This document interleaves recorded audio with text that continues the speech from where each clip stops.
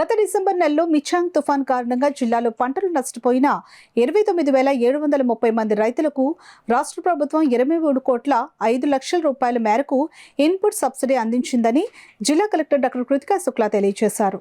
రాష్ట్ర ముఖ్యమంత్రి వైఎస్ జగన్మోహన్ రెడ్డి తమ తాడేపల్లి క్యాంపు కార్యాలయం నుండి 2023 ఖరీఫ్ సీజన్లో వర్షాభావం డిసెంబర్ 2023 నెలలో సంభవించిన మిచాంగ్ తుఫాను అధిక వర్షాల కారణంగా రాష్ట్రంలో పంటలు నష్టపోయిన 11,59,126 మంది వ్యవసాయ ఉద్యానవన రైతులకు 1,294.58 కోట్ల ఇన్పుట్ సబ్సిడీ మొత్తాన్ని నేరుగా వారి ఖాతాల్లో జమ చేసేందుకు బటన్ నొక్కి విడుదల చేశారు. ఈ కార్యక్రమంలో కాకినాడ జిల్లా నుండి జిల్లా collector doctor Kritika Shukla, joint collector CV Praveen Aditya రైతు లబ్ధిదారులతో కలిసి పాల్గొని ప్రత్యక్ష ప్రసారాన్ని తిలకించారు.